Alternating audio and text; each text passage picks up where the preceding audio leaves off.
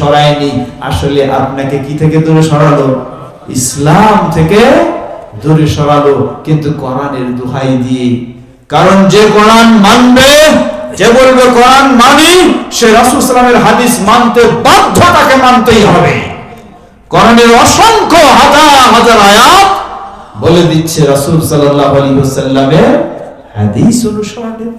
আল্লাহ বলেন সূরা হাশর 7 নম্বর আয়াত, ওয়া মা আতাকুমুর রাসূলু ফাখুযুহু, রাসূল তোমাদেরকে যা দিয়েছেন তা গ্রহণ করো। রাসূল কি শুধু কোরআন দিয়েছেন না হাদিসও দিয়েছেন? হাদিস দিয়েছেন। আল্লাহ শুধু এটুকুই বলেন নাই, আল্লাহ আরো কসম করে বলেছেন, রাসূলের হাদিসকে যে মানতে চাইবে না, এই কোরআনে বলে দিচ্ছে সে ঈমানদার হতে পারে না। সূরা নিসা 65 নম্বর আয়াত। কোন সূরা? মনে রাখবেন, সূরা নিসা 65 নম্বর আয়াত। আল্লাহ সুবহানাহু ওয়া তাআলা বলেন, ফালা রাব্বিকা লা ইউমিনুন হাত্তা ইউহাক্কিমুকা ফীমা শাজারা বাইনাহুম সুম্মা লা ইয়াজিদু ফী আনফুসিহিম হারাজান মিম্মা কাদাইত ওয়া ইউসাল্লিমু তাসলিমা। আল্লাহ বলেন, ফালা রাব্বিকা লা ইউমিনুন, তোমার রবের কসম করে বলছি, লা ইউমিনুন, তারা কখনো ঈমানদার হতে পারে না, হাত্তা ইউহাক্কিমুকা ফীমা শাজারা বাইনাহুম, তাদের মাঝে দ্বন্দ্বের সমাধানকারী হিসাবে হে নবী তোমাকে যতক্ষণ না মেনে নেবে, ততক্ষণ পর্যন্ত তারা কি হতে পারে না? ঈমানদার হতে পারে না। নবী সাল্লাল্লাহু আলাইহি ওয়াসাল্লামকে সমাধানকারী হিসাবে মেনে নেওয়া মানে কি? নবী সাল্লাল্লাহু আলাইহি ওয়াসাল্লামের রেখে যাওয়া সহিহ হাদিসকে মেনে নেওয়া। অতএব যারা হাদিস মানতে চায় না, অস্বীকার করতে চায়, এই কোরআন বলে দিচ্ছে তারা কখনোই ঈমানদার হতে পারে না। অবশ্যই আপনাকে এই কোরআন বাধ্য করে হাদিস মানতে। এজন্যই আমরা বলে থাকি, রাসূল সাল্লাল্লাহু আলাইহি ওয়াসাল্লামের ওই কথা আপনাকে স্মরণে রাখতে হবে। তিনি বলেন, জেনে রাখো, তারাক্তু ফীকুম আমরাইন লাম তাদিল্লু মা তামাসসাকতুম বিহিমা কিতাবাল্লাহি ওয়া সুন্নতি।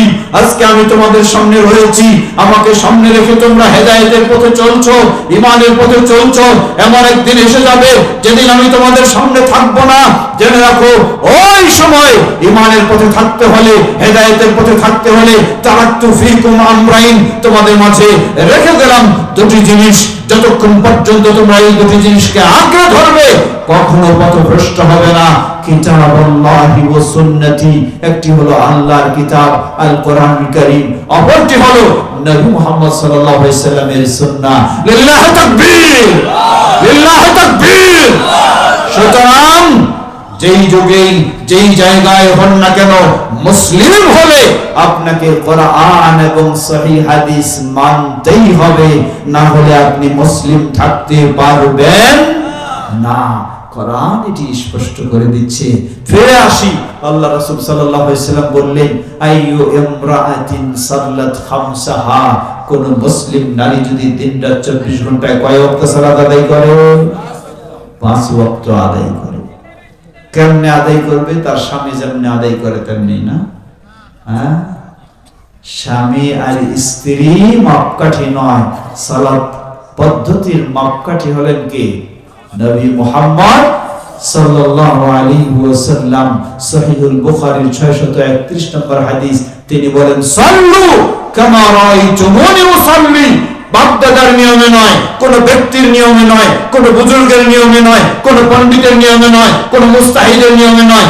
নিয়ম হলো মুহাম্মদ সাল্লাল্লাহু আলাইহি ওয়াসাল্লামের নিয়মেই আপনাকে সালাত আদায় করতে হবে, নারী হোক বা পুরুষ হোক। দুঃখের বিষয়, আমাদের সমাজে মেয়েদেরকে সালাত শিক্ষা দেওয়া হয়, সচিত্র সালাত শিক্ষা দেওয়া হয়। মাদ্রাসার পাঠ্যপুস্তকেও রয়েছে, স্কুলের পাঠ্যপুস্তকেও রয়েছে, বিভিন্ন মিডিয়ার মাধ্যমে রয়েছে। সেগুলিতে দেখানো হয় মেয়েরা রুকু করবে কুজু হয়ে, মেয়েরা সেজদা দিবে মাটিতে যেন অর্ধেকটা শুয়ে। এইভাবে যদি সালাত আদায় করা হয়, তাহলে তার সালাত আল্লাহ রাসূল সাল্লাল্লাহু আলাইহি ওয়াসাল্লামের ঘোষণা অনুযায়ী কখনোই সঠিক হবে না। সুতরাং মৌলিক কিছু নারী পুরুষের মাঝে পার্থক্য রয়েছে, কিন্তু উঠা উঠা বসা, রুকু সেজদা, হাত বাঁধা, হাত তোলা, সহিহ হাদিসের আলোকে নারী পুরুষের মাঝে কোনো পার্থক্য নেই। একই নিয়মে একজন পুরুষ যেমন 7টি অঙ্গের উপর হাতগুলিকে ফাঁকা রেখে সুন্দরভাবে সেজদা দেয়, একজন মেয়ে মানুষকেও সেভাবে সেজদা দিতে হবে। একজন পুরুষ যেভাবে রুকু করে, একজন মেয়ে মানুষকেও সেভাবেই রুকু করতে হবে।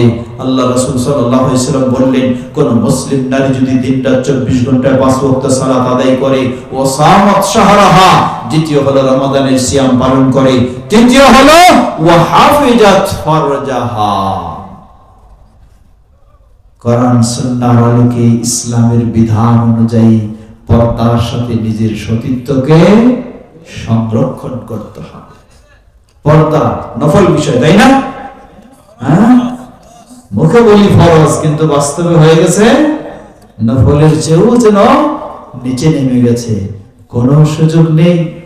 আপনি যতই দিনদার হন না কেন, ধার্মিক হন না কেন, আপনার অধীনস্থ নারী যদি বেপরদায় চলে, অশ্লীল ভাবে চলে, আর আপনি যদি কোনো প্রতিকারের ব্যবস্থা না নিয়ে থাকেন, আল্লাহ রাসূল সাল্লাল্লাহু আলাইহি ওয়াসাল্লাম বলেন, আদ-দায়ুসু লা ইয়াদখুলুল জান্নাহ, ওই ব্যক্তিটির পরিচয় হলো দায়ুস, যে জান্নাতে প্রবেশ করতে পারবে না। বলুন তো, আপনার অধীনে একজন মেয়ে মানুষ বেপরদায় চলার কারণে যদি আপনি দায়ুস হন আর জান্নাত আপনার নিষিদ্ধ হয়ে যায়, তাহলে ওই মেয়ে মানুষটার জন্য তো জান্নাত খোলা থাকবেই নাকি? প্রশ্নই আসে না। সুতরাং বেপরদা চলা মানে আপনার জান্নাতকে হারিয়ে ফেলা। নারীদের সম্মান ও মর্যাদা হলো হিজাব, পর্দার মাঝেই রয়েছে তাদের সম্মান মর্যাদা। আল্লাহ রাসূল সাল্লাল্লাহু আলাইহি ওয়াসাল্লাম বললেন, দ্বিতীয় বৈশিষ্ট্য হলো ওয়া হাফিজাত ফারজাহা, শরীয়তের হিজাব পালনের মাধ্যমে তার সতীত্ব সংরক্ষণ করবে। চতুর্থ হলো ওয়া আতাআত বালাহা, স্বামী থাকলে স্বামীর সাথে ভালো আচরণ করবে, স্বামীর সাথে সুন্দর ব্যবহার করবে। রাসূল সাল্লাল্লাহু আলাইহি ওয়াসাল্লাম বললেন, কোন মুসলিম নারীর মাঝে যদি এই 4টি বৈশিষ্ট্য পাওয়া যায়, ওই মুসলিম নারীকে কিয়ামতের কঠিন বিভীষিকাময় দিনে তাকে সুসংবাদ জানানো হবে। তাকে বলা হবে, দুনিয়ার জীবনে কষ্ট করে সালাত আদায় করেছো, দুনিয়ার জীবনে কষ্ট করে সিয়াম পালন করেছো, বহু মানুষের বহু কথার পরেও তুমি ধৈর্যের সাথে পর্দার সাথে চলেছো, তোমার স্বামীর ব্যবহার ভালো না থাকলেও তুমি তার সাথে ভালো আচরণ করেছো, যার বদৌলতে আজকে তোমার জন্য তোমার সামনে জান্নাতের সব দরজাগুলি খুলে দেওয়া হয়েছে। কিলা লাহা দুখুলিল জান্নাতি বিআইয়ি বাবিন শি'তি, বলা হবে এই কারণে তোমার সামনে জান্নাতের সব দরজাগুলি খুলে দেওয়া হয়েছে, যেই দরজা দিয়ে ইচ্ছা হয় তুমি সেই দরজা দিয়েই জান্নাতে প্রবেশ করো। সুবহানাল্লাহ, সুবহানাল্লাহ। মা বোনদেরকে আমরা ছোট করতে চাই না, বরং মা বোনদের এই বিশাল সুসংবাদের কথা জানাতে চাই। জান্নাতেও পুরুষের চেয়ে সংখ্যা কার বেশি হবে? নারীদের হবে, কারণ নারীদের যাওয়াটা সহজ। তবে মনে রাখতে হবে আবার ওই পূর্বের কথা, এই 4টি বৈশিষ্ট্য যতই সুন্দর হোক না কেন, যদি আমি শিরকে লিপ্ত হয়ে যাই, আমার সব কিছুই বরবাদ হয়ে যাবে। অতএব আমাদের সকলকে সব সময় মনে রাখতে হবে যেন আমরা শিরক থেকে মুক্ত থাকতে পারি। আল্লাহ আমাদের সকলকে সে তৌফিক দান করুন।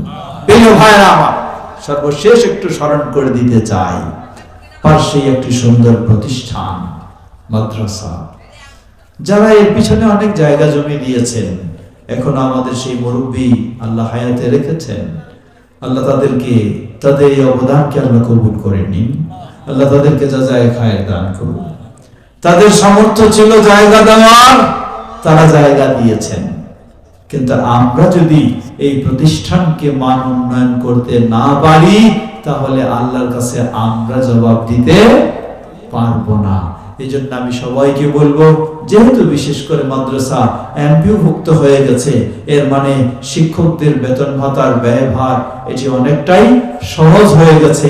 শুধু সার্বিক যেন পড়ালেখার মান উন্নয়ন হয় এবং সুযোগ রয়েছে, সেই বোর্ডের যা সিলেবাস রয়েছে সেটির সাথে বিশেষ কিছু এক্সট্রা কারিকুলামের অনুমোদন থাকে। সেই হিসাবে আমাদের সঠিক আকীদার অনুযায়ী, সঠিক মানহাজের অনুযায়ী আরো কিছু পাঠ্যপুস্তক আপনারা যোগ করবেন। যোগ করে এই মাদ্রাসাকে আমাদের উচিত সকলের সার্বিক সহযোগিতা দিয়ে এটিকে অবশ্যই একটি শ্রেষ্ঠ অত্র এলাকার মাঝে মাদ্রাসা হিসাবে প্রতিষ্ঠিত করা আমাদের বড় দায়িত্ব। পারবো না ইনশাআল্লাহ? বলুন ইনশাআল্লাহ। কমপক্ষে এজন্য কি করতে পারি? এজন্য আমাদের করণীয় হলো, প্রথম বিষয় হলো মাদ্রাসায় আমাদের নিজেদের সন্তানদেরকে দিতে হবে। যদি আমাদের সন্তানকে মাদ্রাসায় না দেই আর খালি মানুষকে বলি সন্তান দেন, তাহলে মানুষ কিন্তু গুরুত্ব দেবে না। দ্বিতীয়, নিজের সন্তান যদি এখানে দেই, তাহলে আমার অনেক সময় নিজেই নিজেকে জিজ্ঞাসা করব, আমার ছেলে মেয়েকে তো এখানে দিয়েছি, আসলে পড়ালেখাটা ভালো হচ্ছে কিনা আমি একটু খোঁজ খবর নেই, যার ফলে মান উন্নয়ন অটোমেটিক হবে। এবং সকলকে বলতে চাই, এক সময় ছিল মানুষ মাদ্রাসা মানে মনে করত নাক ছিটকাতো, মাদ্রাসা মানে কাঁধে ফকিরের ঝোলা নেওয়া, এই ধরনের একটা ভাব ছিল, মানুষের চিন্তা ছিল। কিন্তু আলহামদুলিল্লাহ এখন মাদ্রাসা মানে ওই মানুষের আর খারাপ চিন্তা নেই। এখন মানুষ স্কুলের চেয়ে মাদ্রাসার দিকে বেশি ঝুঁকে গেছে। বলুন আলহামদুলিল্লাহ। সেই রাজধানীর বুকে বলুন, আরো সেই উত্তরাও বলুন, আমরাও সেখানে থাকি, দেখি যে মানুষ এখন স্কুলের চেয়ে মাদ্রাসার দিকে বেশি আগ্রহী হচ্ছে। কারণ স্কুলে মাদ্রাসায় যেমন কোরআন হাদিসও শিক্ষা দেওয়া হয়, তেমন অন্যান্য বৈষয়িক সাবজেক্টগুলি, ইংরেজি, বাংলা, গণিত সবকিছুই শিক্ষা দেওয়া হয়। অতএব স্কুলে গেলে শুধু ইংরেজি, বাংলা, গণিত সেগুলি শিখে, সায়েন্স শিখে একজন ছেলে হয়ে যায় অনেক সময় বোকাটে, হয়ে যায় অনেক সময় নেশাগ্রস্ত, হয়ে যায় মাদকাসক্ত, হয়ে যায় পিতামাতার অবাধ্য সন্তান, যা বহুজন পেয়ে যাচ্ছে। কত আদরের সন্তানকে কত টাকা পয়সা ব্যয় করে তাদেরকে সেখানে শিক্ষা দেয়, কিন্তু পরবর্তীতে রেজাল্ট আসে ওই ছেলে আধুনিক শিক্ষায় উন্নত শিক্ষিত হয়ে বাবা মা বৃদ্ধ হওয়ার কারণে তাদেরকে আর বাড়িতে স্থান না দিয়ে ওই গাজীপুরে কি বৃদ্ধাশ্রমে স্থান করে দিচ্ছে, ঠিক কিনা? কিন্তু কোন সন্তান যদি মাদ্রাসায় পড়ে, যেখানে কোরআনের শিক্ষা রয়েছে, সুন্নাহর শিক্ষা রয়েছে, ইসলামের শিক্ষা রয়েছে, বৈষয়িক শিক্ষা যেমন রয়েছে, ঠিক একই ভাবে ইসলামের শিক্ষা থাকার কারণে, ওই মাদ্রাসায় শিক্ষার কারণে ওই ছেলেটা যদি হতে পারে, সে এইচএসসি, এসএসসি, এইচএসসির পরে সে কলেজেও যেতে পারে, সে ইউনিভার্সিটিতেও যেতে পারে, মেডিকেলেও যেতে পারে, ইঞ্জিনিয়ারিং পড়তে পারে। কিন্তু ওই সন্তান কোনদিন ওই সন্তানের মতো যে পাশ্চাত্যের আদলে গড়ে উঠে বাবা মাকে বৃদ্ধাশ্রমে প্রেরণ করেছে, এই সন্তান যে মাদ্রাসায় কমপক্ষে প্রাথমিক শিক্ষাটা নিয়েছে, সে কখনো বাবা মাকে প্রয়োজনে নিজে ঘর থেকে বের হয়ে যাবে, কিন্তু বাবা মাকে ঘর থেকে বের করবে এটি তার দ্বারা হতে পারে না। এটি হলো মাদ্রাসার ফলাফল। সুতরাং অবশ্যই আমাদেরকে এই মাদ্রাসার প্রতি আরো আন্তরিক হতে হবে। আমাদের সন্তানদেরকে এই আলোকে শিক্ষায় সন্তানদেরকে শিক্ষিত করতে হবে। বিশেষ করে সকল বাবা মার মন চায় আমার কলিজার টুকরা ছেলে মেয়ে আল্লাহর কাছে দুটি হাত বাড়িয়ে দিয়ে বলবে, রব্বির হামহুমা কামা রব্বায়ানি সগীরা। কিন্তু যদি আমি আমার সন্তানকে রব্বির হামহুমা কামা রব্বায়ানি সগীরা শিক্ষা না দেই, তাহলে তার মুখ দিয়ে বের হবে আমার প্রতি খুব রূঢ় শব্দ, গালিগালাজ, মুখ দিয়ে বের হবে না। এই দোয়া কি বলেন, ঠিক কিনা? তাই আপনাকে সচেতন হতে হবে। আপনার সন্তানকে আমরা বলছি না শুধু মাদ্রাসার লাইনে আপনাকে মাস্টার্স পর্যন্ত পড়াতে হবে। কমপক্ষে আপনি যদি ক্লাস 5 পর্যন্ত একটু এই লাইনে পড়াতে পারেন, তাহলে তার ভিতরে ঈমানের বীজ বপন হবে, তাওহীদের ফাউন্ডেশন তার মাঝে এসে যাবে, সুন্নাহর ফাউন্ডেশন তার ভিতরে এসে যাবে, যার ফলে তার ভিতরে থাকবে আল্লাহর প্রতি ভয়। সে হবে ইঞ্জিনিয়ার, কিন্তু হবে সে মুসলিম ইঞ্জিনিয়ার। সে হবে ডাক্তার, কিন্তু হবে সে একজন নামাজি ডাক্তার, যার দ্বারা নিজে উপকৃত হবে, পরিবার উপকৃত হবে, সমাজ উপকৃত হবে, দেশ উপকৃত হবে। না হলে ওই রানা প্লাজার ধস নামানোর মতোই ইঞ্জিনিয়ার তৈরি হবে, ঠিক কিনা? অতএব আমাদের সকলকে মাদ্রাসার বিষয়ে আরো গুরুত্ব দিতে হবে, যা সহযোগিতা প্রয়োজন তাও দিতে হবে, এবং তার মান উন্নয়নের জন্য ব্যবস্থা আমাদেরকে নিতে হবে। আল্লাহ আমাদের সবাইকে সেই ক্ষেত্রে ব্যবস্থা নেওয়া এবং বিশেষ করে আমাদের সন্তানদেরকে যেন সেভাবে গড়ে তুলতে পারি, আল্লাহ আমাদের সবাইকে সে তৌফিক দান করুন। কথা দীর্ঘ না করে শেষ করতে চাই। আপনাদের পক্ষ থেকে আমাদের প্রিয় ভাই শেখ আমাদের শেখ রাইহান উদ্দিন সাহেব, আজকে গাজীপুর মহানগরের যিনি সেক্রেটারির দায়িত্ব জমিয়ত আহলে হাদিসের এবং কেন্দ্রীয় দায়িত্বশীল, তিনি বারবার আমাকে স্মরণ করেছেন যাতে আপনাদের এখানে প্রোগ্রামে আমি আসি। এই জন্য আমাদের ভাই অসুস্থ হওয়া সত্ত্বেও তিনি এখন পর্যন্ত আছেন। দোয়া করি আল্লাহ তাকে পূর্ণ সুস্থতা দান করুন। আমাদের মাঝে অনেকে যারা অসুস্থ রয়েছেন, আল্লাহ সকলকে পরিপূর্ণ সুস্থতা দান করুন। আমাদের প্রিয়জন, বিশেষ করে এখানে শুনেছি এই মাদ্রাসার নামকরণ প্রথমে হয়েছিল সেই আল্লামা হাবিবুল্লাহ খান রহমানী এবং সেই মুনতাসির আবুল কাসেম রহমানী রাহিমাহুমুল্লাহ, তাদের নামে তাদের স্মৃতি হিসাবে এটিকে নামকরণ করা হয়েছিল। তাদের কি অবদান রয়েছে, কি পর্যায়ের ব্যক্তি ছিলেন তারা, যারা বয়োজ্যেষ্ঠ মানুষ তারা জানবেন। আল্লাহ তাদেরকে জান্নাতুল ফেরদাউস নসিব করুন এবং তাদের পরবর্তী প্রজন্ম হিসাবে আমরা যেন সেই ধারাবাহিকতায়, সেই ঈমান আকীদায়, সেই আদর্শে চলতে পারি। আল্লাহ আমাদের সকলকে সে তৌফিক দান করুন। প্রিয় ভাইরা আমার, দুটি বিষয় একটু স্মরণ করে দিতে চাই। প্রথম হলো আগামী ফেব্রুয়ারি মাসের 7 এবং 8, কত 7 এবং 8 পার্শ্বিক বাইপাইল আশুলিয়ায় বাংলাদেশ জমিয়ত আহলে হাদিসের সেই বিশাল ক্যাম্পাসে 2 দিন ব্যাপী ফেব্রুয়ারি মাসের 7 এবং 8-এ ইন্টারন্যাশনাল কনফারেন্স অনুষ্ঠিত হবে, যেখানে মিডল ইস্ট সহ বিভিন্ন দেশের ইসলামী স্কলারগণ আসবেন ইনশাআল্লাহ। আপনাদের সকলকে দাওয়াত জানাচ্ছি, আপনারা সদল বলে সার্বিকভাবে সহযোগিতা এবং অংশগ্রহণ করবেন ইনশাআল্লাহ। দ্বিতীয়, সেই ক্যাম্পাসেই আপনারা গিয়ে দেখবেন বা দেখেছেন, সেখানে গড়ে উঠেছে আল্লামা ডক্টর মোহাম্মদ আব্দুল বারী রাহিমাহুল্লাহর দীর্ঘদিনের স্বপ্ন, international Islami university of science and technology. সেই বাইপাইল আশুলিয়া ক্যাম্পাস সেখানে গড়ে উঠেছে, যেখানে একদিকে Al Quran and Islamic studies, আর অপরদিকে কম্পিউটার সায়েন্স ইঞ্জিনিয়ারিং এ বা ট্রিপলিতে অথবা বিবিএতে সেখানে শিক্ষা কার্যক্রম চলছে, চলমান, ভর্তি এখন চলছে। যারা সদ্য এইচএসসি অথবা আলিম পাশ করেছে তাদের জন্য সেখানে এই সুন্দর পরিবেশে সুযোগ রয়েছে। আমরা আপনাদের সন্তানদেরকে সেই সংবাদ দিয়ে সেখানে নেওয়ার চেষ্টা করবেন। আল্লাহ আমাদের সবাইকে সে তৌফিক দান করুন। পাশেই এই উত্তরা, বৃহত্তর উত্তরা সেক্টর 1 থেকে 18 পর্যন্ত বহু শিক্ষা প্রতিষ্ঠান রয়েছে, কিন্তু সহিহ আকীদার আলোকে, তাওহীদ ও সুন্নাহর আলোকে সঠিক শিক্ষা দিয়ে বাচ্চাদেরকে গড়ে তোলা হবে। মদিনা বিশ্ববিদ্যালয়ের সেই সিলেবাস ও কারিকুলামের আলোকে এমন কোন প্রতিষ্ঠান ছিল না। আলহামদুলিল্লাহ 2022 সাল থেকে আমাদের পূর্ণ তত্ত্বাবধানে প্রতিষ্ঠিত হয়েছে জামিয়া মানারুত তাওহীদ সেক্টর 14 রোড 15।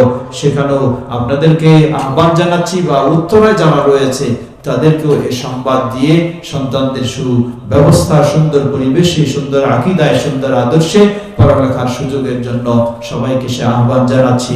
আল্লাহ আমাদের সবাইকে পরস্পরে ভালো কাজে সহযোগিতা দিয়ে যেন আমরা এগিয়ে যেতে পারি। আল্লাহ আমাদের সবাইকে সে তৌফিক দান করুন। আজকে এই মাহফিলে যারা যেভাবে অবদান রেখেছেন, সকলের সে অবদানকে আল্লাহ কবুল করে নিন। আমাদের প্রিয়জন, বাবা মা, ভাই বোন যারা বিদায় নিয়ে চলে গেছেন, তাদের ভুল ত্রুটি ক্ষমা করে আল্লাহ তাদেরকে জান্নাতুল ফেরদাউস নসিব করুন। আমরা যেন গোটা জীবন ঈমানের উপরে থেকে ঈমানের সাথে আমাদের বিদায় হয়, আল্লাহ আমাদের জন্য সেটি কবুল করে নিন। আমাদের কলিজার টুকরা সন্তানদেরকে যেন ইসলামের আলোকে গড়ে তুলতে পারি, আল্লাহ আমাদের সে তৌফিক দান করুন। আল্লাহ আমাদের এই দেশের সর্বস্তরের মানুষকে ইসলামের পথে হেদায়েত দান করুন। এই দেশকে ভিতরের ও বাইরের সকল ষড়যন্ত্র থেকে আল্লাহ হেফাজত করুন। এই দেশটি কোরআন সুন্নাহর আলোকে যেন পরিচালিত হতে পারে, সেই হিসাবে আল্লাহ দেশকে কবুল করে নিন। সেই পরিবেশ আমাদের তৈরি করে দিন এবং বিশ্বব্যাপী নির্যাতিত মাজলুম মুসলিমেরা, সেই ফিলিস্তিন, সিরিয়া, সর্বত্র আল্লাহ সেই নির্যাতন থেকে মুসলিমদেরকে হেফাজত করুন। গোটা বিশ্বের মুসলিমদেরকে কোরআন ও সুন্নাহর উপর প্রতিষ্ঠিত থাকার তৌফিক দান করুন। ربنا آتنا في الدنيا حسنة وفي الآخرة حسنة وقنا عذاب النار سبحان ربك رب العزة عما يصفون وسلام على المرسلين والحمد لله رب العالمين سبحانك اللهم وبحمدك أشهد أن لا إله إلا أنت أستغفرك وأتوب إليك والسلام عليكم ورحمة الله وبركاته